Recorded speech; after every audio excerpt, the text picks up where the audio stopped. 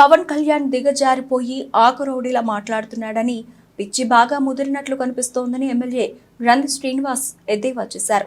ఎందుకంటే భీమవరం వచ్చిన తర్వాత ఆయన మాట్లాడిన భాష జగన్మోహన్ రెడ్డి గారి గురించి, ముఖ్యమంత్రి గారి గురించి, బ్లేడ్ బ్యాచ్ అని లేదా కడప బాంబులని, మీరు రండి దమ్ముంటే ఏ సెంటర్ ఇస్తావో సెంటర్కి నేను ఒక్కడనే వస్తాను సింగిల్గా అని నాకు సవాల్ చేయడం, నన్ను ఒక రౌడీగా పోల్చడం, ఇవన్నీ చాలా విచిత్రమైన ఆయన మానసిక స్థితిని తెలియజేస్తున్నాయి. ఎందుకంటే మేమంతా బాగానే ఉన్నాం మామూలుగా, ఆయన వచ్చి కడప నుంచి బాంబులు తెచ్చుకుంటావా, నీ బ్లేడ్ బ్యాచ్ని తెచ్చుకుంటావా, ఏ సెంటర్ ఇస్తావో ఏ సెంటర్కి రమ్మంటావు, అలాగే జగన్మోహన్ రెడ్డి గారు రౌడీ నేను రౌడీ అన్నట్టుగా మాట్లాడుతుంటే అసలు ఇక్కడ ఈ భాషను బట్టి చూస్తుంటే ప్రజలకి స్పష్టంగా అర్థమవుతుంది రౌడీ బ్యాచ్, రౌడీ ఎవరు అన్నది. రౌడీ భాష మాట్లాడుతుంది ఎవరు? పవన్ కళ్యాణ్ గారు. దమ్ముంటే ఏ సెంటర్ ఇస్తావో ఆ సెంటర్కి వస్తానంటున్నాడు. ఏంటి ఇది? చిన్నపిల్లలు మాట్లాడుకునేటట్టు మనం చూస్తూ ఉంటాం పట్టణాల్లో.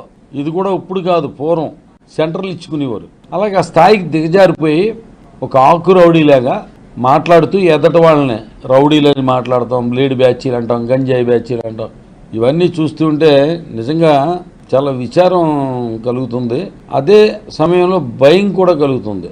అంటే మనిషికి ఏదన్నా పిచ్చి పడితే దానివల్ల కుటుంబ సభ్యులు చుట్టుపక్కల ఉన్న వాళ్ళకి కొద్దిగా ఏమన్నా చిన్న ఇబ్బందే ఉంటుంది. కానీ కుక్కకి పిచ్చి పడితే అది కరిసిందనుకో మళ్ళీ బొడ్డు చుట్టూ ఇంజక్షన్ చేయించుకోవాలి, పచ్చిం చేయాలి. అంటే మనిషి స్థాయి నుంచి ఈయన ఏ స్థాయికి వెళ్ళిపోయాడు అనేది ఆయన భాష అది చూస్తుంటే నా నోటితోటి అనలేకపోతున్నాను. కానీ జనరల్గా మన సమాజంలో బాగా పిచ్చి ముదిరినట్లుగా ఏమన్నా పడితే ఈయన ఏమన్నా పిచ్చి కుక్క కరిసింది ఏంట్రా అంటాం, లేదా పిచ్చి కుక్కలాగా మాట్లాడుతున్నా మీదడిపోతున్నాడు ఏంట్రా అంటాం.